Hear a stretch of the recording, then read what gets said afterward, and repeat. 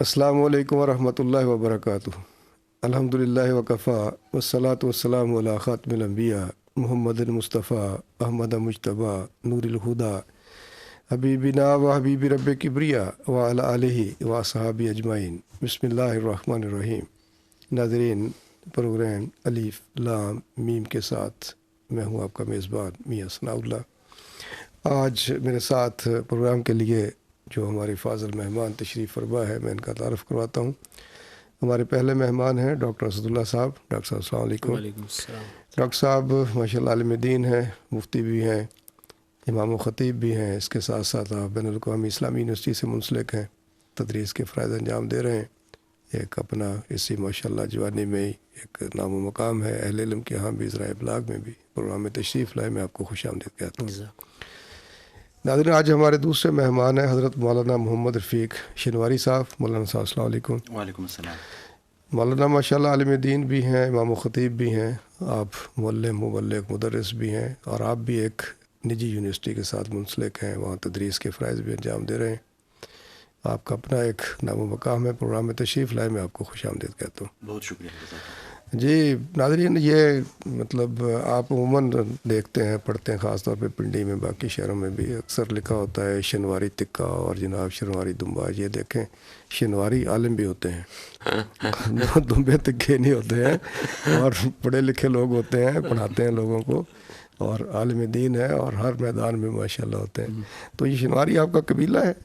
Shinwari basically ایک cost کا نام ہے، اچھا اچھا اور اس کاسٹ والوں کے جتنے بھی لوگ ہیں ان کا ایک مشہور ڈش ہے، اچھا اچھا اور وہ ڈش جب یہاں پنجاب، اسلام آباد، کراچی وغیرہ لوگوں کو بڑا پسند آیا تو انہوں نے اس ڈش کا نام ہی اس کاسٹ کے نام رکھ دیا، اور شنواری ڈش تکہ بن گیا۔ اچھا اچھا، اس کو بدلے نا تھوڑا سا، شاعر بھی گزرے ہیں، حمزہ بابا بڑے مشہور وہی نا، شاعر اس کو ہیں۔ بدلے نا تھوڑا سا، یہ تو ایک لیبل اور لگ گیا ہے۔ یا بدلیں یا آپ ہمیں وہ والا ڈش جو ہے نا تجربہ کرائیں۔ چلے روزوں کے بعد۔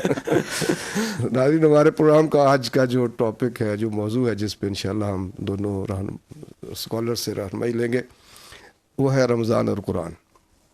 جی ہاں ناظرین، رمضان المبارک اور قرآن مجید فرقان حمید کا بہت ہی گہرا تعلق ہے۔ اللہ رب العالمین نے اپنی اس آخری کتاب ہدایت کو رمضان المبارک کے اندر نازل فرمایا، شہر رمضان الذی انزل فیہ القرآن۔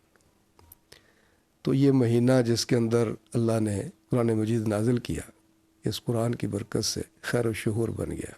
11 مہینوں میں اس کو ایک فضیلت اور برکت عطا کر دی اللہ نے، اور پھر اس رات کا اللہ نے تذکرہ کر دیا کہ جس رات کے اندر اللہ نے قرآن مجید کو نازل فرمایا یا اس کے نزول کا آغاز ہوا، انا انزلناہ فی لیلۃ القدر، اور وہ لیلۃ القدر بن گئی۔ دیکھیں، ساری راتوں میں عزت والی، قدر والی، مقام و مرتبے والی رات۔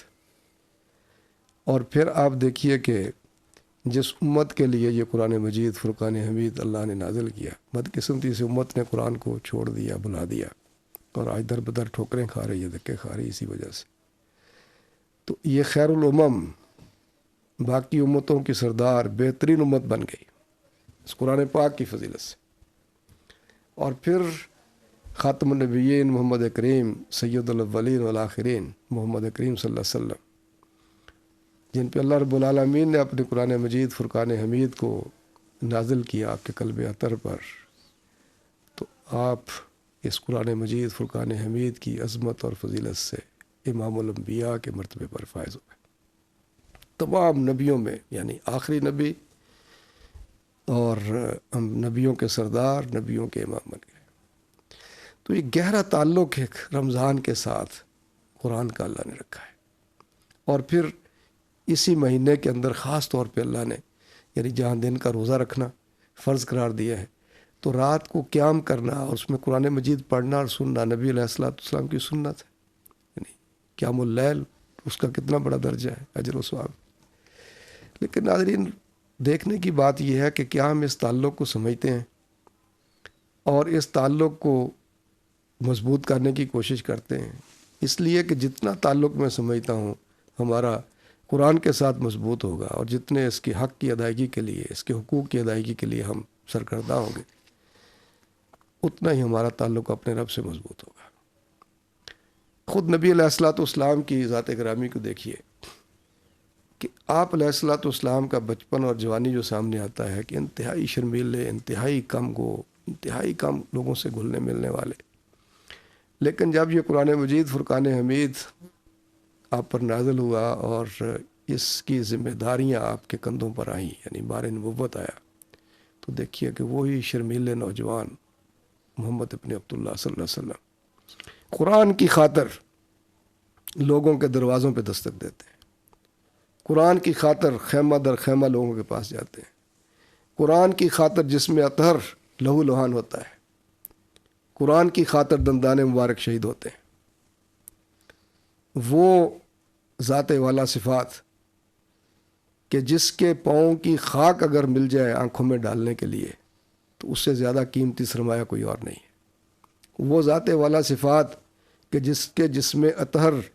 سے نکلنے والا پسینے کا ایک قطرہ اگر کسی کو مل جائے اس سے بہتر اس کے لیے کوئی نعمت نہیں ہے، اس سے اچھی کوئی خوشبو اس کے پاس نہیں ہے، اس جسم اطہر سے خون کے فوارے چھوٹتے ہیں، اس جسم اطہر پر پتھراؤ کیا جاتا ہے، اس جسم اطہر کو در بدر کیا جاتا ہے، کس وجہ سے؟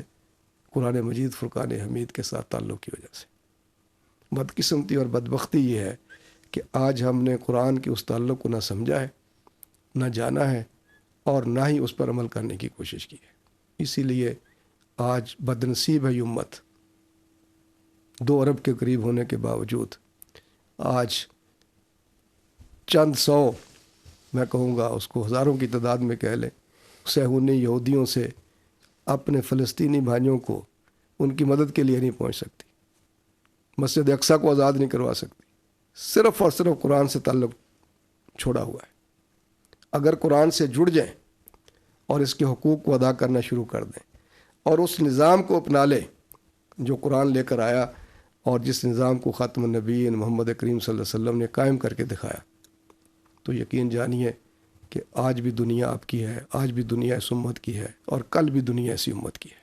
یہ میں نہیں کہہ رہا، رب کائنات کا وعدہ ہے، بشرطے کہ قرآن سے جڑ جائیں، اور پھر یہی قرآن ہے جو قیامت میں ہمارا سفارشی ہوگا، اور یہی رمضان ہے جو قیامت میں ہمارا سفارشی ہوگا، اور یہی محمد کریم صلی اللہ علیہ وسلم ہے جن کی شفاعت کے لیے ہم ترستے ہیں، جن کے لیے دعا گو ہیں۔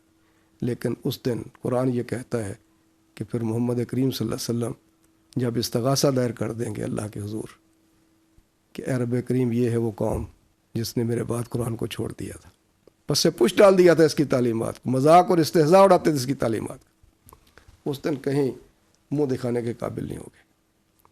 اس وقت کے آنے سے پہلے پہلے مجھے اور آپ کو، ہم سب کو تائب ہونا چاہیے، رجوع کرنا چاہیے اللہ کی طرف، اور یہ بہترین موقع ہے، بہترین دن ہے، بہترین راتیں ہیں کہ اپنا تعلق قرآن سے اور رمضان سے مضبوط کر لیں اور اللہ کے حضور دنیا اور آخرت میں سرخرو ہو سکے۔ آج گفتگو کا آغاز ہم اسی بات سے کرتے ہیں۔ میں ڈاکٹر اسداللہ صاحب سے ہی سب سے پہلے گزارش کروں گا کہ جو مناسبت ہے قرآن کی اور رمضان کی، کچھ معروضات میں نے پیش کی ہیں، آپ مزید اس پہ ذرا ارشاد فرمائیے۔ بسم اللہ الرحمن الرحیم، الحمدللہ والصلاۃ والسلام علی رسول اللہ وعلی آلہ وصحبہ ومن والاه، اما بعد۔ دیکھیں قرآن مجید کا رمضان المبارک کے مہینے کے ساتھ ایک بہت گہرا تعلق ہے، اور اگر ہم سورہ بقرہ کے آغاز میں دیکھیں قرآن مجید کے بارے میں اللہ تعالیٰ ارشاد فرماتے ہیں ھدی للمتقین، کی یہ تقوی والوں کے لیے ہدایت ہے۔ اور تقوی کا حصول کس چیز سے ہوگا؟ اس میں جو بہت ساری چیزیں، اس میں ایک اہم اور مؤثر چیز خود رمضان کا مہینہ ہے، جس کے بارے میں بتایا گیا کہ لعلکم تتقون، شاید تم تقوی حاصل کرو۔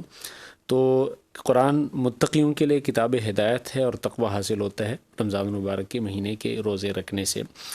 اسی طرح ان دونوں کا ایک اور گہرا تعلق یہ ہے کہ قرآن مجید اور رمضان المبارک کا مہینہ دونوں سفارش کریں گے قیامت میں، اور ان کی سفارش کو رد نہیں کیا جائے گا۔ اور سفارش قرآن مجید کہے گا کہ میں نے اپنے پڑھنے والے کو رات کو سونے سے روکا تھا، رمضان المبارک کا مہینہ کہے گا کہ میں نے اسے کھانے پینے سے روکا تھا، اس سے دونوں سفارش کو قبول کرنے کی درخواست کریں گے اور اللہ تعالیٰ ان دونوں کی سفارش کو قبول کریں گے. تو یہ قرآن مجید ایسا جھگڑالو ہے کہ جس کے جھگڑے کو رد نہیں کیا جا سکے گا، حدیث میں آتا ہے. تو یہ اپنے پڑھنے والے کو بالکل جنت میں پہنچا کے ہی رہے گا انشاءاللہ. اور پھر جیسے آپ نے ارشاد فرمایا کہ قرآن مجید کا نزول رمضان مبارک کے مہینے میں ہوا ہے، انا انزلناہ فی لیلۃ مبارکہ یا انا انزلناہ فی لیلۃ القدر. اب اس کا مطلب کیا ہے؟ یہ قرآن مجید تو 23 سال میں نازل ہوا ہے. تو مفسرین اور صحابہ کرام بھی بتلاتے ہیں، حدیث میں بھی اس کا ذکر ہے کہ قرآن مجید ایک دفعہ لوح محفوظ سے آسمان دنیا میں نازل ہوا ہے. یہ جو بیت اللہ ہے، اس کے بالکل سیدھ میں جو جگہ ہے جس کو بیت المعمور کہا جاتا ہے یا بیت العزہ کہا جاتا ہے، وہاں پر ایک دفعہ قرآن مجید نازل ہوا ہے. اور وہ جو نزول تھا وہ رمضان مبارک میں لیلۃ القدر کی رات وہ نزول ہوا ہے. اس لیے کہا گیا کہ ہم نے اس کو ایک ہی دفعہ لیلۃ القدر میں نازل کیا. پھر وہاں سے حضور اکرم صلی اللہ علیہ وسلم پر وقتاً فوقتاً یہ 23 سال کے عرصے میں نازل ہوا ہے. اور اس کا بھی آغاز جو ہوا ہے، پہلی وحی اقرأ بسم ربک الذی خلق، اس وحی کا آغاز بھی رمضان مبارک کے مہینے میں ہوا ہے. تو اس لیے قرآن مجید کا جہاں پہ قرآن مجید میں خود جہاں پہ ذکر کیا گیا ہے شہر رمضان الذی انزل فیہ القرآن، کہ اسی میں قرآن مجید کو نازل کیا گیا ہے، اس لیے اس مہینے کو شہر القرآن بھی کہا جاتا ہے. تو اس کا رمضان مبارک کے ساتھ گہرا تعلق ہے. لیکن ہمیں جہاں یہ ہمارے لیے ضروری ہے کہ ان دونوں کا تعلق ہے، ہمارے لیے یہ ضروری ہے کہ ہم اس تعلق کو کتنا مضبوط تر بناتے ہیں اور ہم ان دونوں کو کیسے ساتھ لے کے چلتے ہیں اور اس تعلق کو کیسے بڑھاتے ہیں. اور 11 مہینوں میں ہمارا اس کتاب مبین کے ساتھ جو تعلق کمزور ہوتے ہوتے ہوتے بالکل ٹوٹنے کے قریب ہو چکا ہے، اس کو ہم دوبارہ سے اس سطح پہ لے آئیں کہ یہ تعلق بالکل مضبوطی سے جڑ جائے اور ہماری زندگی بھی قرآن مجید کے تعلیمات کے مطابق بن جائے اور ہم اس کے سارے حقوق کی ادا کرنے والے بن جائیں. تو یہ اللہ تعالیٰ نے ہمیں موقع دیا ہے اور اس کو ہمیں بہتر طریقے سے اس سے استفادہ کرنا چاہیے. جی بہت اچھا ڈاکٹر صاحب. یہ تو اکثر بات ہوتی ہے، ہم بھی اللہ کی توفیق سے کرتے ہیں کہ رمضان اور قرآن کا تعلق، لیکن ان دونوں کا ہمارے ساتھ کیا تعلق ہے، اس کو ذرا میرے خیال میں ہائی لائٹ کرنے کی ضرورت ہے.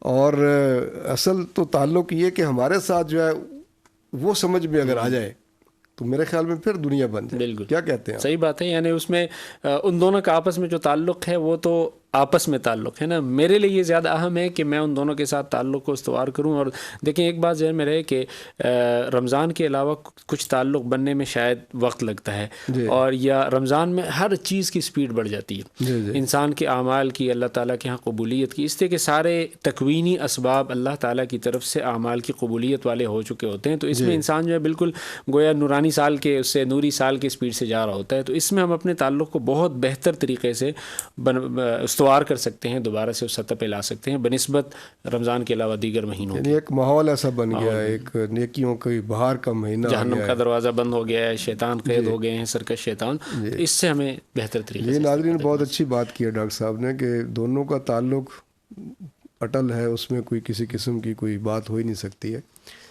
ہمارا یعنی یہ امت کا اور قرآن اور رمضان کا جو تعلق ہے، اس کو اگر ہم امت جان لے اور اس کو مضبوط کر لے، اس کو مضبوط کرنے کے بہترین یہ ایام ہے. اور پھر یہ تعلق ایسا مضبوط ہوگا کہ پھر یہ ساتھ ساتھ چلتا رہے گا. مولانا آپ کیا فرماتے ہیں کہ نبی علیہ الصلوۃ والسلام کا جو طریقہ مبارک تھا، ایک تو عام حالات میں قرآن پاک کے ساتھ آپ کا ایک تعلق تلاوت کا اور تعلیم و تعلم کا بھی رہتا، تو رمضان المبارک میں خاص طور پہ کوئی آپ کا انداز بدل جاتا؟ نحمدہ ونصلی ونسلم علی رسولہ الکریم، اما بعد. بہت شکریہ اس علمی اور روحانی مجلس میں آنے کا موقع عنایت کرنے کے لیے. نبی کریم علیہ الصلوۃ والسلام کا جو معمول تھا تلاوت کا قرآن رمضان کے مہینے کے اندر، وہ مختلف ہو جاتا اس طرز عمل کے بنسبت جو رمضان کے بغیر ہوتا تھا. قرآن کریم تو آپ علیہ الصلوۃ والسلام پر لگ بھگ 22 سال کے عرصے میں نازل ہوتا رہا. آپ اس کو یاد بھی فرماتے رہیں، لکھواتے بھی رہیں، صحابہ کو تعلیم بھی دیتے رہیں. جس طرح قرآن کریم کے آیت کے اندر ہے کہ رسول کی 3 ذمہ داریاں ہوتی ہیں. ایک، قرآن کریم کی تلاوت کرائیں، لوگوں کو، صحابہ کو سکھائیں، پوری انسانیت کو سکھائیں کہ قرآن کریم کو کیسے پڑھنا چاہیے. ایک ذمہ داری یہ تھی یتلو علیہم آیاتی، کہ قرآن کریم کی آیات کی تلاوت کیسے کی جائے، یہ طریقہ کار سکھائیں. دوسرا، کتاب اللہ کی تعلیم دے دے، وَيُعَلِّمُهُمُ الْكِتَابِ، کتاب کی تعلیم دے دے کہ اس کتاب کے اندر جو کنٹینٹ ہے، جو مضمون ہے، یہ کیا ہے، اس کے اندر جو میسج ہے پوری انسانیت کے نام اللہ تعالیٰ کی طرف سے، یہ میسج کیا ہے. اور تیسری چیز وَيُزَكِّيهِمْ، یا حکمت کی تعلیم بھی آتی ہے بعض آیات میں کہ تزکیہ کرے، یعنی اخلاقی اور روحانی طور پر لوگوں کی تطہیر کرے پیغمبر، تو یہ بھی ایک بڑی ذمہ داری تھی۔ تو اس مناسبت سے رمضان کے مہینے کے علاوہ بھی آپ علیہ الصلوۃ والسلام قرآن کریم کی تلاوت خود بھی فرماتے تھے، لوگوں کو بھی سکھاتے تھے اور لوگوں کو اس کی تعلیم بھی دیا کرتے تھے۔ لیکن سیدنا عبداللہ ابن عباس رضی اللہ تعالیٰ عنہما فرماتے ہیں کہ جب رمضان کا مہینہ آتا تو دو عادتیں آپ کے اندر مختلف ہو جاتی۔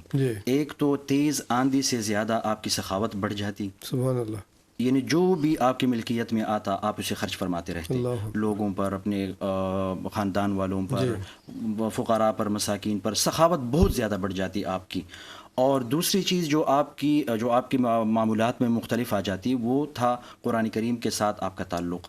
قرآن کریم کی تلاوت بہت زیادہ کیا کرتے تھے آپ علیہ الصلوۃ والسلام رمضان میں خاص طور پر، اور قیام اللیل یعنی رات کی نمازوں میں، جسے ہم تراویح کے نام سے ہم جانتے ہیں۔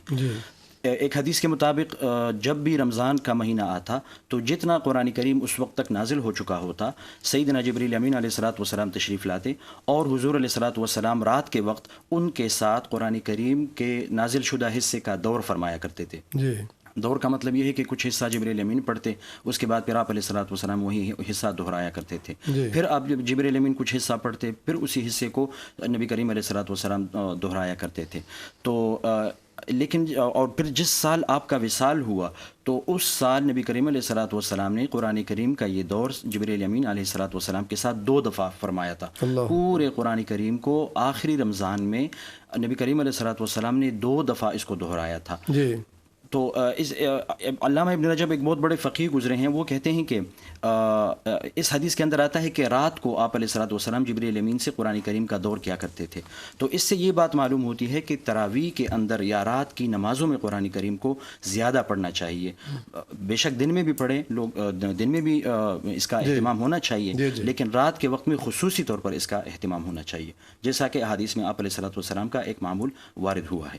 سبحان اللہ، یعنی قرآن مجید فرقان حمید کی تلاوت کرنا جو ہے نبی علیہ الصلوۃ والسلام کا معمول بھی تھا۔ جی بالکل، آپ نے ہی پڑھنا سکھایا قرآن، اور پھر جس ترتیب سے آج ہم قرآن پڑھتے ہیں یہ ترتیب بھی رسول اللہ صلی اللہ علیہ وسلم کی مقرر کردہ ہے۔ یعنی ایک تو وہ ترتیب تھی ترتیب نزول جیسے قرآن مجید نازل ہوتا تھا، اور ایک وہ ترتیب تلاوت جس سے آج ہم تلاوت کر رہے ہیں۔ جی بالکل، تو وہ دونوں ترتیبیں ہمیں رسول اللہ صلی اللہ علیہ وسلم نے بتائی نا جی کہ یہ آیت اس سے نازل ہوئی ہے، اس جگہ لکھا جائے، اس جگہ لکھا جائے، اور پھر الحم سے والناس تک جو تلاوت کرتے ہیں تو وہ بھی رسول اللہ صلی اللہ علیہ وسلم کے معمول سے سامنے آتا ہے۔ لیکن اس قرآن کے پڑھنے کے ساتھ ساتھ رسول اللہ صلی اللہ علیہ وسلم جو فکر مند رہتے تھے قرآن کے نظام کو نافذ کرنے کے لیے، وہ فکر مندی میرے خیال اس سے کہیں زیادہ تھی۔ بالکل، یعنی قرآن کریم کے بالکل سورہ بقرہ کی شروع کی آیت ہے کہ ہدی للمتقین، اس میں یہ ہدایت ہے اللہ تعالیٰ سے ڈرنے والے لوگوں کے لیے۔ اسی طرح دوسری جگہ ارشاد ہے ان ھذا القرآن یہدی للتی ہی اقوم، قرآن کریم اسی راستے کی تعلیم اور ہدایت دیتا ہے جو مضبوط راستہ ہے اور جو انسانیت کے مقاصد کے لیے ضمانت دینے والا راستہ ہے، اور منزل تک پہنچانے والا راستہ وہی ہے جس کا قرآن کریم جس کی تعلیم اور ہدایت دیتا ہے۔ اسی جگہ ایک اور جگہ کہا گیا کہ وَاعْتَصِمُوا بِحَبْلِ اللَّهِ، یہ قرآن کریم اللہ تعالیٰ کی طرف سے آئی ہوئی رسی ہے اور اس کو مضبوطی سے پکڑو۔ تو یہ ایک نظام ہے جو قرآن کریم دیتا ہے پوری انسانیت کو، اور یہی اس کا اصل اور اولین مقصد ہے، اسی کو قائم کرنا مسلمانوں کے فرض ہے۔ جی ڈاکٹر صاحب، تلاوت قرآن جیسے ابھی مولانا نے فرمایا کہ بذات خود بہت بڑے اجر کی بات ہے، اور ہمارے ہاں ماشاءاللہ کثرت سے قرآن پاک کی تلاوت ہوتی بھی ہے، اور میرے خیال میں دنیا کے جو اسلامی ممالک ہیں ان میں سے واحد ملک شاید پاکستان ہوگا کہ جس میں اتنی کثیر تعداد میں ہر سال بچیاں قرآن پاک حفظ کرتے ہیں۔ لیکن اس کے باوجود سب سے کمزور تعلق بھی ہمارے خطے میں قرآن سے نظر آتا ہے۔ باہر دنیا میں اگر تھوڑا بھی پڑھتے ہیں قرآن تو میرے خیال میں اس کو کم از کم کوئی سوچ سمجھ کے پڑھتے ہیں۔ بعض ممالک میں کہیں کہیں نظام بھی ایسا کچھ نہ کچھ ہمیں نظر آ جاتا ہے، نہیں نظر آتا ہے اللہ ماشاء اللہ ہے۔ لیکن اگر ہم یعنی تلاوت قرآن ثواب کی نیت سے بھی کریں، لیکن اس کے ساتھ ساتھ پھر ہم اس کو ایک عملی زندگی بنانے کے لیے اس کو سوچ سمجھ کر پڑھیں تو کیا سمجھتے کتنا فرق پڑتا ہے زندگی میں؟ دیکھیں، پہلی بات تو یہ ہے کہ قرآن مجید کی خود تلاوت کرنا ایک اہم عمل ہے اور یہ ضروری ہے۔ یعنی اگر فہم اس کے ساتھ بہت زیادہ ضروری ہے. فہم اگر نہ بھی ہو، جیسے اگر کوئی آدمی ایسا ہے کہ اس کو عربی نہیں وہ سمجھ سکتا، تو بذات خود تلاوت بھی ایک اہم عمل ہے. اور قرآن بلکہ اس سے زیادہ کیا بات ہو سکتی ہے کہ اللہ تعالیٰ کا کلام ہے اور اللہ تعالیٰ کی ذات سے نکلی ہوئی چیز ہے. اور حدیث میں آتا ہے کہ اللہ تعالیٰ کا ارشاد ہے کہ کوئی بندہ اس چیز سے زیادہ میرا قرب نہیں حاصل کر سکتا جو کہ خود اللہ تعالیٰ کی ذات سے نکلی ہوئی چیز ہے. لیکن اس کے ساتھ اس پر عمل کرنا بہت زیادہ ضروری ہے. اور اس میں مسلمانوں میں اور یہود و نصارہ میں یہی فرق ہے کہ جو مثل الذین حملوا التوراۃ ثم لم يحملوها کہ بتایا گیا کہ وہ لوگ جن کو تورات کی تعلیمات دی گئی لیکن انہوں نے اس پر عمل ترک کیا، وہ ایسے ہیں کمثل الحمار یحمل اسفارا کہ اس کی مثال اس گدھے کی طرح ہے کہ جس پر بہت سارا کچھ لادا گیا تو ہے لیکن اسے علم نہیں ہے کہ وہ اس میں کیا لکھا ہوا ہے یا کیا اس کا وہ ہے. تو اصل چیز یہ ہے کہ دیکھیں دنیا کا یہ دستور ہے، جیسے اگر میں کسی اور ملک سے آپ کے پاس کوئی خط بھیجتا ہوں تو وہ زبان ایسی ہے کہ جو آپ نہیں جانتے، تو آپ کیا کریں گے؟ کیا اس کو بند کر کے رکھ دیں گے کہ جی مجھے چونکہ یہ زبان نہیں آتی؟ آپ اس کے لیے ٹرانسلیٹر منگوائیں گے کہ معلوم کریں گے کہ اس میں کون سی ایسی بات لکھی ہوئی ہے. تو یہاں پہ اگر آپ کو اس کا علم نہیں ہے تو آپ یہ ہر بندے کی ذمہ داری ہے کہ قرآن مجید میں ایک جگہ پہ تو بالکل جیسے ہر انسان کو اللہ تعالیٰ نے انڈیویجولی خطاب کیا ہے، یا ایھا الانسان، کہ اے انسان، اور وہ حضرت انسان کو پتہ ہی نہیں ہے کہ اللہ تعالیٰ مجھ سے کیا ارشاد فرما رہے ہیں. تو یہ کتنی بڑی زیادتی ہے کہ اللہ تعالیٰ کے کلام کے ساتھ ہم نے اس طرح کی حرکت کی کہ ہم نے یا تو اس پہ حلف لیتے ہیں جو کبھی سچی بھی ہو سکتی ہے، کبھی جھوٹی بھی ہو سکتی ہے، یا کسی بیٹی کو رخصت کرتے ہوئے اس کے سر پہ رکھ لیتے ہیں، یا اس کو طاقچے میں رکھا ہوا ہے، ایک بہت سے اچھے سے غلاف میں رکھا ہوا ہے کہ جی یہ یہاں پہ پڑا رہے اور پھر حسب ضرورت یہ کام آتا رہے. یہ قرآن مجید کے ساتھ زیادتی ہے. اور جس چیز کی طرف حضور صلی اللہ علیہ وسلم کی اس شکایت کا آپ نے ذکر کیا، اور یہ یعنی اتنی مؤثر شکایت ہے کہ اگر آدمی اس پر سوچے نا کہ اللہ تعالیٰ نے اس بات کی قسم کھائی ہے، وکیل ہی کہ حضور صلی اللہ علیہ وسلم کی اس بات کی قسم کہ جب وہ قرآن مجید کے بارے میں حضور اکرم صلی اللہ علیہ وسلم دیکھیں قیامت میں وہ ارحم یعنی حضور صلی اللہ علیہ وسلم کو رؤوف الرحیم کہا گیا. اللہ تعالیٰ نے اپنی خاصیت ان کو دے رؤوف الرحیم، لیکن حضور صلی اللہ علیہ وسلم بھی قیامت میں 2 مقامات پہ جو ہے اپنی امت کے لیے گویا کہ ایک شکایت کریں گے یا بددعا کر دیں گے. ایک حوض کوثر پہ جب امتیوں کو لایا جائے گا اور فرشتے فرمائیں گے کہ انک لا تدری ما احدثوا بعدک، کہ آپ کو نہیں علم کہ آپ کے آنے کے بعد انہوں نے کیا کچھ نیا نکال لیا تھا. تو حضور صلی اللہ علیہ وسلم ارشاد فرمائیں گے سحقا لہم، ان کے لیے تباہی ہو. اور ایک جب حضور صلی اللہ علیہ وسلم قرآن مجید کے ساتھ امت کے اس تعلق کو دیکھ لیں گے جو آج کل ہمارا بنا ہوا ہے، تو اس وقت حضور صلی اللہ علیہ وسلم ارشاد فرمائیں گے کہ اے اللہ میری امت نے تو اس قرآن کو بالکل مہجور کر دیا تھا اور اس کے ساتھ تعلق ختم کر دیا تھا. تو باقی اقوام کا جیسے آپ نے ذکر کیا، تو چونکہ ان کی زبان عربی ہے تو ان کو دقت نہیں ہوتی اور وہ اللہ تعالیٰ کے کلام کو سمجھ سکتے ہیں. ہمیں دقت ہوتی ہے، لیکن قرآن مجید نصیحت کی کتاب ہے اور نصیحت والا سارا کا سارا حصہ بالکل آسان ہے. احکام والا حصہ مشکل ہوگا جس کو فقہاء اور علماء سمجھتے ہیں، لیکن باقی تو آسان ہے. اس کو تو ہم سمجھیں اور سمجھ کے اس کو پڑھیں بھی اور اس پر عمل بھی کریں. لیکن جب تک سمجھ نہیں آتا یا جب تک ہم اس پوزیشن میں نہیں جاتے تو تلاوت قرآن کی اہمیت اپنی جگہ پر ہے. بے شک آپ کو سمجھ نہ آئے پھر بھی اللہ تعالیٰ کے کلام کی تلاوت کرنے کا ایک حرف پہ جو ہے 10 نیکی ملتی ہے، اس کا اثر بھی ہے. اور قرآن مجید کے بارے میں تو ارشاد فرمایا کہ اگر یہ پہاڑ پہ نازل ہو جاتا تو پہاڑ اس کے اثر کی وجہ سے ریزہ ریزہ ہو جاتا ہے. لیکن انسانوں کے دل پھر پتھر سے بھی زیادہ سخت ہو جاتے ہیں کہ پتھر بھی اللہ تعالیٰ کے خوف کی وجہ سے لڑکتے ہیں، اس میں سے پانی نکلتا ہے. لیکن انسان کا دل پھر ظاہر سی بات ہے وہ قساوت قلبی کا شکار ہو جاتا ہے. استغفر اللہ. ناظرین وقت ہے ایک چھوٹے سے وقفے کا. وقفے کے بعد پھر آپ کی خدمت میں حاضر ہوتے ہیں، ہمارے ساتھ رہیے گا. ناظرین وقفے کے بعد ایک مرتبہ پھر آپ کی خدمت میں حاضر ہیں اور آج کا ہمارا موضوع رمضان اور قرآن، اس پر ہم اپنے اسکالر سے رہنمائی حاصل کر رہے ہیں، مزید باتیں کرتے ہیں. بڑی اچھی بات ناظرین ڈاکٹر صاحب نے بتائی. دیکھیں کہ قرآن اتنا آسان ہے کہ جس کے بارے میں خود اللہ تعالیٰ کہتا ہے وَلَقَدْ يَسَّرْنَا الْقُرْآنَ لِلذِّكْرِ فَهَلْ مِن مُدَّكِرٍ. یعنی دنیا جہان کے علوم جاننے کے لیے ہم کوشش کرتے ہیں. یہ موبائل جو آیا ہے ابھی اس کے اندر کتنی ایپس ہیں. یہ آپ ایک ریڈی والے سے دیکھ لیں وہ بھی جانتا ہے، ایک چھاپڑی والے سے دیکھ لیں وہ بھی جانتا ہے، ان پڑھ بھی جانتا ہے، پڑھا لکھا بھی کیوں جانتا ہے؟ وہ اس کی ضرورت محسوس کر رہا ہے اور بغیر استاد کے سارا کا سارا سیکھ لیتا ہے. قرآن جس کو اللہ کہہ رہا ہے یہ بہت آسان ہے، اس کو ہم سمجھتے ہیں کچھ بعض اللہ ہمارے کچھ اہل علم جو قرآن سے وابستہ تھے انہوں نے بھی ڈرایا لوگوں کو بہت کہ آپ کی سمجھ میں آنے والی چیز نہیں ہے یہ، آپ اس سے دور ہی رہیں. تو خاص زیادہ اس کے یہ فوائد ہی بتا دیے جو بھی آپ نے تذکرہ کیا. تو فائدہ اپنی جگہ پر ہے، لیکن اصل فائدہ تو اس وقت ہے کہ جب اس پر عمل کریں گے. پھر ظاہر مدارج ہے لوگوں کے، یعنی ہر آدمی ایک طرح پڑھ بھی نہیں سکتا، اس کو بھی اچھا پڑھنا چاہیے، ہر آدمی اس طرح سمجھ بھی نہیں سکتا، اس کو سمجھنے کی کوشش کرنی چاہیے. پھر عمل کے لیے بھی انڈیویجول بھی اور اجتماعی طور پر بھی. لیکن نا جو قرآن اللہ نے ہدایت کے لیے نازل کیا تو ایسے نہیں کر دیا، اس کے ساتھ یہ بھی کہا فَمَن لَّمْ يَحْكُم بِمَا أَنزَلَ اللَّهُ فَأُولَٰئِكَ هُمُ الْكَافِرُونَ فَأُولَٰئِكَ هُمُ الْكَافِرُونَ فَأُولَٰئِكَ هُمُ الْفَاسِقُونَ فَأُولَٰئِكَ هُمُ الظَّالِمُونَ. تو یہ عمل انفرادی طور پر بھی ہمارے لیے ہے اور اجتماعی نظام کے لیے بھی. دائرہ کار میرا اور آپ کا اپنی سطح پر ایک ہے، ایک اس سے اوپر پھر حکومتی سطح پر، اقتدار کی سطح پر. تو اب اگر قرآن سے ہم جڑنا چاہتے ہیں تو پھر تو اس کے احکامات کی طرف آنا ہوگا. ہم ٹیچر ڈھونڈتے ہیں، دیکھیں نا جی، آپ بھی استاد ہیں، بچوں کو پڑھاتے ہیں، ٹیچر ڈھونڈتے ہیں بہت اچھا جو ہے وہ اس کو میتھ پڑھائیں گے، لیکن قرآن بیچارہ ایسا ہے، اس کے لیے ہم کہتے ہیں ٹھیک ہے یار پڑھ لیں گے، کوئی بات نہیں ہے. تو یہ مولانا یہ جو رویے ہیں ہمارے قرآن کے ساتھ، یعنی یہ تو پھر میرے خیال میں ہم صحیح معنوں میں تلاوت بھی نہیں کر سکتے ایسے، تو اس لیے کہ اس کے بھی کچھ نہ کچھ آداب ہوں گے. اتنی عظیم کتاب ہے، اللہ کا کلام ہے، کلام اللہ ہے، یعنی ایک بڑی شخصیت کے پاس جانے کے لیے، اس سے بات کرنے کے لیے، یہ تو بات ہے بندوں کے ساتھ. تو کیا آداب ہوں جو اختیار کریں تو پھر ہم اس تک پہنچ سکیں. تلاوت کے لیے جو آداب ہیں ان سے پہلے ایک عمومی اصول کے طور پر ایک بات کا ذکر ضروری ہے، اور وہ یہ کہ ایک دفعہ جبرائیل امین علیہ الصلوۃ والسلام ایک عام مسافر کی شکل میں آپ علیہ الصلوۃ والسلام کے پاس آئیں اور صحابہ دیکھ رہے تھے، اور آپ علیہ السلام کے سامنے بیٹھیں اور آپ علیہ الصلوۃ والسلام سے کچھ سوالات پوچھیں. ایک سوال ان میں یہ تھا کہ مل احسان، احسان کیا چیز ہے؟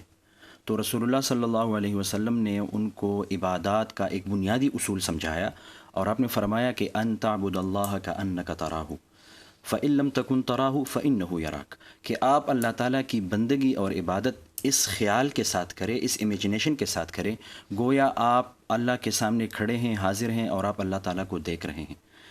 اس کو یوں بھی سمجھنا چاہیے کہ اگر ہم کسی دنیا کے اندر کسی سرکاری یا سیاسی منصب پر فائز شخص کے پاس جب ہم جاتے ہیں تو کتنا سنبھال کے ہم کھڑے ہوتے ہیں، کتنا الفاظ کے چناؤ میں ہم احتیاط کرتے ہیں، کتنا ہم اپنی جسمانی حرکات پر ہم نظر رکھتے ہیں، اور بالکل چوکنا ہو کر، بیدار مغز ہو کر ایک ایک لفظ کو سوچ سوچ کر ہم ادا کرتے ہیں. تو پھر اگر ہم اللہ تعالیٰ کے سامنے حاضر ہوں اور ہمارا یہ خیال ہو کہ ہم اللہ تعالیٰ کو دیکھ رہے ہیں اور ہم اللہ کے سامنے حاضر ہیں اور عبادت کریں گے، تو ہماری کیا کیفیت ہونی چاہیے. جی. پھر آپ علیہ السلام یہ فرماتے ہیں کہ فإن لم تکن تراہ فإنہ یراک، اگر یہ امیجن آپ نہیں کر سکتے کہ آپ ان اللہ کے ذات کے سامنے حاضر ہیں، کم سے کم یہ خیال تو آپ کا بن جائے کہ اللہ تعالیٰ آپ کو دیکھ رہا ہے. اور پھر اگر مجھے پتہ چلے کہ مجھے پاکستان کا صدر، وزیر اعظم، یا مجھے کوئی چیف جسٹس یا جو بھی بڑا شخص ہے وہ مجھے دیکھ رہا ہے، تو میرے حرکات سکنات، میرے الفاظ، میری باتیں، میرا سب کچھ بڑا محتاط انداز سے ہوگا. اسی طرح عبادت بھی اسی محتاط اندازے کے ساتھ، توجہ کے ساتھ، دھیان کے ساتھ ادا کرنی چاہیے. پھر جب بات آتی ہے خصوصی طور پر تلاوت کی، تو تلاوت کے بارے میں قرآن نے سب سے پہلے کہا کہ وَرَتِّلِ الْقُرْآنَ تَرْتِيلًا، قرآن کریم کو ٹہر ٹہر کر پڑھو. قرآن کریم کو ایک بوجھ سمجھ کر خانہ پوری کرتے ہوئے نہیں پڑھنا چاہیے کہ بس رمضان کا مہینہ ہے، سارے لوگ پڑھتے ہیں، مجھے بھی تھوڑا بہت پڑھنا چاہیے، 5-10 منٹ قرآن کریم کو پڑھا اور جلدی جلدی پڑھ کے پھر واپس نکلے مسجد سے. ایسا رویہ نہیں اپنانا چاہیے تلاوت کرام کے ساتھ. تلاوت اور قرآن کریم ہماری منزل ہے، باقاعدہ ٹائم نکال کر اس کو پڑھنا چاہیے، دھیان کے ساتھ پڑھنا چاہیے، پروٹوکول کے ساتھ پڑھنا چاہیے، اور ٹہر ٹہر کر پڑھنا چاہیے. عبداللہ ابن عباس رضی اللہ عنہما فرماتے ہیں کہ اگر میں ٹہر ٹہر کر خوبصورت طریقے سے ایک سورت پڑھوں تو یہ مجھے زیادہ افضل لگتا ہے بغیر ترتیل کے جلدی پورا قرآن کریم پڑھنے سے. دوسرا اہم چیز، اعمال کو تولا جاتا ہے، اعمال کو گنا نہیں جائے گا کہ میں نے 5 ختم کیے یا 10 ختم کیے یا 4 ختم کیے، بلکہ تولا جائے گا. اور کسی عمل کے اندر وزن جب آئے گا تو وہ اس کا جو پروٹوکول کا خیال آپ نے رکھا ہوگا اس کی وجہ سے اس کے اندر پیدا ہوگا. تو ظاہر ہے جب آپ جلدی پڑھتے ہیں، توجہ دھیان کے ساتھ آپ نہیں پڑھتے، یکسوئی کے ساتھ آپ نہیں پڑھتے، تو یہ پروٹوکول کا خیال تو نہیں رکھا گیا. اس وجہ سے اس عمل کے اندر وزن کم ہوگا. اس کے بجائے اگر ہم ٹہر ٹہر کر پڑھیں گے، توجہ سے پڑھیں گے، دھیان سے ہم پڑھیں گے، جتنا خوبصورت ہم سے ہو سکے ہم پڑھیں گے، اور جتنی خوش آوازی کے ساتھ ہم پڑھ سکیں وہی ہم اختیار کریں گے، تو اتنا ہماری تلاوت کے عمل کے اندر وزن پیدا ہوگا، اور یہی چیز اللہ تعالیٰ کو مطلوب ہے. اور دوسرا ایک اہم یہ بھی ہے کہ اخلاص ہمارے ہر عمل کے اندر اخلاص ہو. کیونکہ اگر کوئی عمل ریا کے لیے کیا جاتا ہے یا کوئی دنیاوی غرض کے لیے کو حاصل کرنے کے لیے کیا جاتا ہے تو یہ عمل اس سے کچھ بھی آخرت کے اندر حاصل نہیں ہونے والا، نہ اللہ تعالیٰ اس پر کبھی راضی ہو سکتا ہے. کیونکہ تلاوت پر اجر دینا اللہ تعالیٰ کی طرف سے ہے، اللہ تعالیٰ ہی اجر دے گا. تو اللہ کے لیے ہمارا عمل ہونا چاہیے، اخلاص کے ساتھ ہونا چاہیے. جی بہت اچھا مولانا آپ نے رہنمائی کی ہے کہ قرآن مجید کی تلاوت ظاہر ہے کہ عظیم کتاب ہے، تو اس کے آداب بھی ہونے چاہیے. اور پھر میرے خیال میں ایک اس بات کا بھی خیال رکھیں اگر ہم کہ ہمارے ہاں اکثر یعنی اب تو خیر کافی چینج آ گئی ہے، دیکھتے تھے کہ حفاظ بھی جو قرآن پڑھتے تھے نا تو وہ تیز تیز کپڑا کاٹنے والی کینچی کی طرح، اور اکثریت کی تجوید ٹھیک نہیں ہوتی تھی. اب خیر ماشاءاللہ اس میں امپرومنٹ آئی، ہم نے محسوس کیا ہے. تو عام قاری ہو یا ایک حافظ ہو، جب تک تجوید کے بغیر قرآن پڑھے گا اس کو اعراب کا اس کا ہی پتہ نہیں ہوگا کہ کہاں غنہ کرنا ہے، کہاں قلقلہ کرنا ہے. چلیں اس طرح کا اس لیول پہ تو نہیں جاتا، لیکن بنیادیں تو کم از کم ہوں، اس کے مخارج تو صحیح ہو نا. یہ نہ ہو کہ وہ پڑھ رہا ہے اور معنی بدل رہا ہے، مفہوم ہی بدل رہا ہے. کہیں چھوٹی موٹی اعراب کی غلطی کہاں لے جاتی بندے کو. تو یعنی اس چیز پر توجہ دیں. اور پھر یہ کہ وہ یعنی آداب کی بات کیوں نہ ہو کہ کس کا کلام ہے، کس سے بات ہو رہی ہے. سیدنا حضرت علی رضی اللہ عنہ کی طرف یہ قول منسوب ہے، آپ فرماتے ہیں کہ جب میرا دل چاہتا ہے کہ میں اپنے رب سے باتیں کروں تو میں نماز پڑھتا ہوں. ٹھیک ہے نا، الصلاۃ معراج المومنین کہا گیا. اور جب میرا دل کرتا ہے کہ میرا رب مجھ سے باتیں کرے تو میں قرآن پڑھتا ہوں. تو قرآن براہ راست ہمیں خطاب کر رہا ہے، یا ایھا الانسان ما غرک بربک الکریم الذی خلقک فسواک فعدلک. مجھے آپ کو کہہ رہا نا کہ انسان کون سی چیز ہے جو اپنے رب سے تمہیں روگردانی کرنے پر مجبور کر رہی ہے. اپنی تخلیق پر تو غور کرو. تو اس لیے یعنی اس خشوع و خضوع کے ساتھ، جیسے آپ نے کہا، اخلاص کے ساتھ ٹائم نکال کر قرآن پاک پڑھیں. ہاں یہ آپ چلتے پھرتے بھی پڑھ سکتے ہیں، حافظ ہیں تو عام حالات میں پڑھ سکتے ہیں، لیکن جب ہم مصحف لے کر کے بیٹھے ہیں تو پھر اس کو ادب کے ساتھ تلاوت کریں نا اس کی. جی ڈاکٹر صاحب، اتنی عظیم کتاب جو اللہ کی ہے، اللہ تعالیٰ نے جہاں اس پر احکام جو نازل کی عمل کرنے کا کہا ہے، تو اس کتاب کے ساتھ اس نے اس کے کچھ حقوق بھی تمہیں بتائے ہوں گے نا کہ جب تک یہ حق ادا نہیں کرو گے تو اس وقت تک قرآن سے کیا حاصل کر سکتے ہو. کیا حقوق ہے؟ قرآن مجید ظاہر سی بات ہے کہ جب اللہ تعالیٰ کا کلام ہے اور اللہ تعالیٰ کے حقوق بندوں پر ہے، اسی طرح اللہ تعالیٰ کے کلام کے بھی حقوق ہیں. اور قرآن مجید میں خود بتایا گیا ہے کہ کتاب انزلناہ الیک مبارک لیدبروا آیاتہ ولتذکر اولو الالباب، کہ اس کے آیات میں تدبر کرنا ہے اور اس سے نصیحت حاصل کرنا ہے. تو پہلے تو اس کا جو قرآن مجید کا حق ہے وہ جس پر بات بھی ہوگی کہ وہ ہے اس کی تلاوت کی جائے. اور تلاوت بھی اس طرح سے کی جائے کہ ہم اپنے پشتوں میں تلاوت کرتے ہیں یا پنجابی میں تلاوت کرتے ہیں. میرے خیال سے اس پر بھی آپ کبھی پروگرام کریں کہ جو ہمارے حفاظ وغیرہ میں بتاتا ہوں نا جی، قطع کلامی ہو رہی ہے. وہ ایک ہمارے پشتون بھائی تھے نا، تو اس نے کسی دیکھا بڑی گاڑی والے کو، تو اس نے کہا یہ قرآن کہتے ہیں نل پجار لفی جہیم، پجار کو پجار پڑھ دیا، صاحب پجاروں والے جہنم ہی ہے. تو ایسے نہ پڑھے نا اس کو. تو جس زبان میں نازل ہوا ہے اسی زبان میں پڑھنے کی اس کو کوشش کریں، اور اس میں باقاعدہ آداب کے ساتھ جس کا طرح ذکر کیا گیا. تو سب سے پہلا ادب تو اس کا ہے، حق ہے کہ ہم اس کی تلاوت کریں. دوسرے نمبر پر اس کا حق ہے کہ اس کے معانی میں تدبر کریں. اور تدبر جو اصل میں اللہ تعالیٰ نے انسان کو جو باقی تمام حیوانات سے اور زندہ چیزوں سے ممتاز کیا ہے، وہ ہے اللہ تعالیٰ نے انسان کو سوچنے کے لیے عقل دی ہے. اور ہمارا یہ دین جو ہے یہ اس طرح نہیں ہے کہ ہم جس طرح جاہلیت میں لوگ کہتے تھے نا کہ ہم نے اپنے آباء و اجداد کو کسی دین پہ پایا تو ہم بھی اسی راستے پہ چل پڑے. اللہ تعالیٰ نے ہر انسان کو عقل دی ہے. ہر چیز میں جس طرح وہ اللہ تعالیٰ کی کائنات میں تدبر کرتا ہے اور وہ یہ دیکھتا ہے ہر چیز سے وہ اس چیز نتیجے تک پہنچتا ہے کہ کوئی بھی چیز خود نہیں پیدا ہو سکتی، اس کا کوئی بنانے والا ہے. تو اللہ تعالیٰ کے تکوینی نظام میں تدبر کرتا ہے. تو اسی طرح قرآن مجید کے آیات میں اور معانی میں تدبر کرنا بھی بہت زیادہ ضروری ہے. اور دیکھیں جب آپ تدبر کریں گے نا، حضور اکرم صلی اللہ علیہ وسلم ایک رات ایک آیت پڑھ کے ساری رات روتے رہے. اور حضرت عیسیٰ علیہ السلام کا یہ قول نقل فرمایا کہ جب اللہ تعالیٰ کے دربار میں وہ کہیں گے کہ ان تغفر لهم ان تعذبهم فانهم عبادك وان تغفر لهم اگر آپ ان کو عذاب دیتے ہیں تو آپ کے بندے ہیں, آپ جو چاہتے ہیں کر سکتے ہیں, لیکن اگر آپ ان کو بخش دیں تو آپ غفور الرحیم ہیں. اب اس آیت کے اندر وہ کیا وزن ہے کہ حضور صلی اللہ علیہ وسلم ساری رات اس کو پڑھتے رہے اور روتے رہے. جب ظاہر سی بات ہے جب آپ تدبر نہیں کریں گے, قرآن مجید کی بعض آیات ایسی ہیں جو آدمی کو بالکل جھنجھوڑ دیتی ہیں اور آدمی جو ہے عام نارمل رہ نہیں سکتا.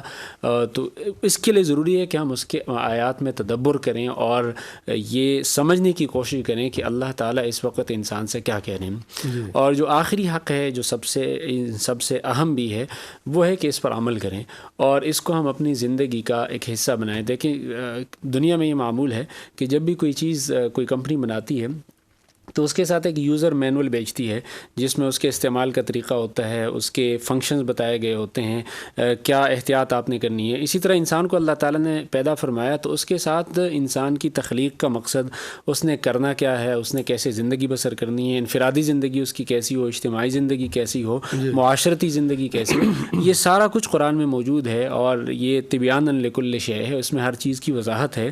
تو اس لیے ہم قرآن مجید کی طرف رجوع کریں اور قرآن مجید کے اندر جو خصوصیت آج سے 1400 سال قبل تھی جس کی وجہ سے حضور اکرم صلی اللہ علیہ وسلم کو اللہ تعالیٰ نے پورے اس وقت کے اقوام پر غالب فرمایا تھا, وہ خصوصیت اور وہ طاقت قرآن مجید میں آج بھی ہے.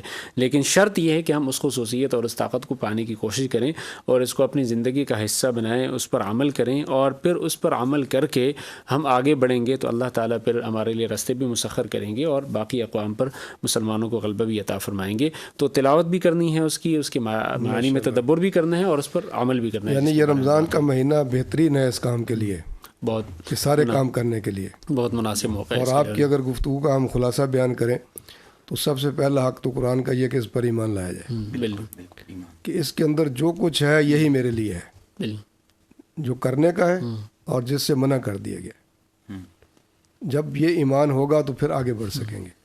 جیسے اللہ پر ایمان ہے ہمارا کہ وہی ہمارا خالق مالک رازق ہے, اسی کے پاس سے آئے ہیں, پیدا کیا, اسی کے پاس جانا ہے, حساب کتاب دینا ہے.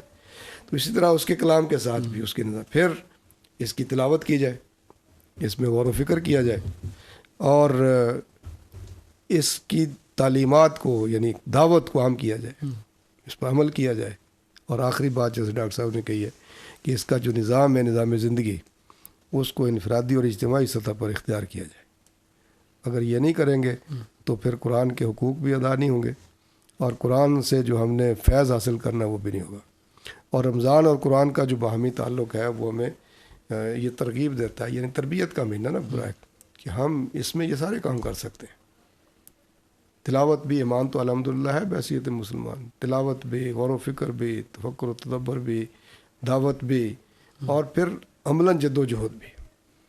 مولانا آپ کیا فرماتے ہیں اس حوالے سے کہ اللہ کی ہدایات کو جن قوموں نے چھوڑا, اور آج دنیا میں بھی آپ دیکھ لیں کہ جن جن خطوں میں جہاں جہاں جب مسلمان نے قرآن کو چھوڑا تو پھر ان کے ساتھ کیا سلوک ہوا؟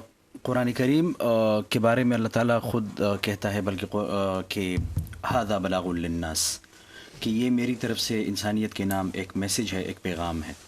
اب جو ہمارا تخلف ہے یا ہم جو پیچھے رہ گئے ہیں اس دنیا کے اندر, اس کی سب سے بڑی وجہ جو ہمیں نظر آتی ہے وہ یہی ہے کہ ہم نے اس پیغام کو سمجھا ہی نہیں ہے. ہم نے اس پیغام کو پڑھنے کی, سمجھنے کی کبھی زحمت ہی نہیں کی ہے. تو سب سے بنیادی وجہ یہی ہے. دوسرا یہ کہ قرآن کریم کے اندر جو کامیابی اور ناکامی کا جو نظام یا ایک پیمانہ وضع کیا گیا ہے تو وہ اس پیمانے کو ہم دیکھیں, پوری تاریخ ہمیں سنائی گئی ہے. تمام انبیاء کرام میں سے جو اولو العزم انبیاء کرام تھے ان کی اپنی امتوں کے ساتھ مفصل سرگزشت قرآن کریم نے ہمیں بتایا, اور بار بار اس نقطے کو واضح کر دیا گیا اس تاریخ کے اندر جو قرآن کریم کے اندر مذکور ہے کہ آپ کی کامیابی کی واحد وجہ اور سبب جو ہے وہ ہے انبیاء کی تعلیمات کو اپنانے میں اور اختیار کرنے میں.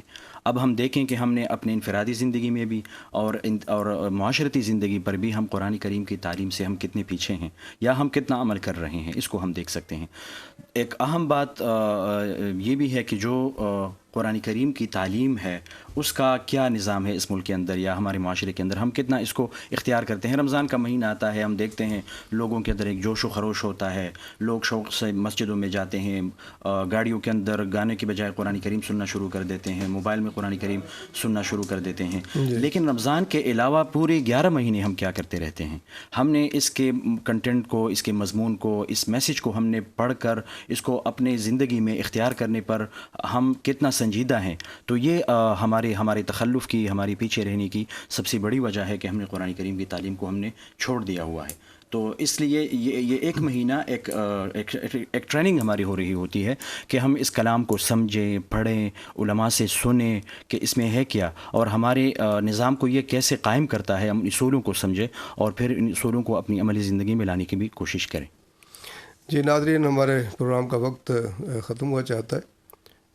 بہت سی باتیں اور کرنے کی تھیں جو اس پروگرام میں ہو سکتی تھی، پھر کبھی کریں گے انشاءاللہ کہ قرآن مجید جو ہے یہ عمل کی کتاب ہے، اور جن لوگوں نے، جن قوموں نے بھی اللہ کی تعلیمات کو اپنایا، اختیار کیا، اور خود ہمیں اپنے قرون اولیٰ کی مثال، نبی صلی اللہ علیہ وسلم کے عہد مبارک کی مثال، صحابہ کرام کی، خلفائے راشدین کی مثالیں، اس کے بعد کے کئی ادوار کی مثالیں ملتی ہیں کہ جب امت قرآن سے جڑ گئی، اس کے نظام کو لے کر کے چلی، تو اللہ نے ان کو دنیا کے اندر طاقت دی، اقتدار دیا، اختیار دیا، قوت عطا کی، اور جب اور جہاں جہاں ہم نے اس کو چھوڑ دیا، پھر اس کے بعد ذلت و رسوائی مقدر بنتی چلی گئی۔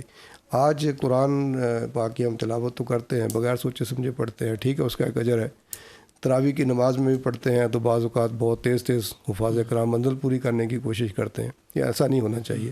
اس کو سمجھ کر پڑھیں، جیسے آپ نے فرمایا، ٹھہر ٹھہر کر پڑھیں، اور پھر ہم دیکھیں کہ رمضان المبارک کا قرآن سے جو تعلق ہے، اس تعلق کے ساتھ ہمارے سلف صالحین کی جو زندگیاں تھیں ان کو ذرا دیکھنے کی کوشش کریں۔ نبی صلی اللہ علیہ وسلم کی، اہل بیت کی، ازواج مطہرات کی، صحابہ اکرام کی، امہات المومنین کا جو طرز عمل تھا اس کو اختیار کریں، تو انشاءاللہ دیکھیں قرآن پاک کے فیض و برکات ہمارے حصے میں آئیں گے، اور پھر یہ رمضان اور قرآن کا تعلق، اور پھر ہمارا قرآن اور رمضان کے ساتھ تعلق جب سمجھ میں آ جائے گا تو دنیا بھی ہماری اور آخرت بھی ہماری۔ میں شکر گزار ہوں اپنے دونوں فاضل مہمانوں کا، ڈاکٹر اسداللہ صاحب کا اور حضرت مولانا محمد رفیق شنواری صاحب کا، کہ آپ تشریف لائے اور آج کے اس موضوع کے حوالے سے آپ نے بہت ہی مفید معلومات اور باتیں جو قرآن و سنت سے ثابت ہیں مجھ تک، ناظرین تک پہنچائی ہیں۔ ناظرین، اس دعا کے ساتھ کہ اللہ تعالیٰ ہمیں اس تعلق کو سمجھنے کی، اس پر عمل کرنے کی، اختیار کرنے کی، اور اس کو مضبوط سے مضبوط بنانے کی توفیق عطا فرمائے، اور اس دعا کے ساتھ کہ اللہ تعالیٰ اس ملک کے حال پر رحم فرمائے، اس کی ساری مشکلات، اندرونی بیرونی خطرات سے اس کو محفوظ رکھے، کشمیر کے مسلمانوں کی مدد فرمائے، انہیں آزادی نصیب فرمائے، فلسطین کے مسلمانوں کی مدد فرمائے، اہل فلسطین کو صہیونی یہودیوں کے قبضے سے نجات عطا فرمائے، مسجد اقصیٰ کو، سرزمین انبیاء کو آزادی دے، اور وہاں فتح کا سورج اللہ رب العالمین اپنی قدرت کاملہ سے طلوع فرمائے۔ اللہم انا نجعلک فی نحورہم ونعوذ بک من شرورہم۔ میاں اسنا اللہ کو اجازت دیجیے، اللہ حافظ۔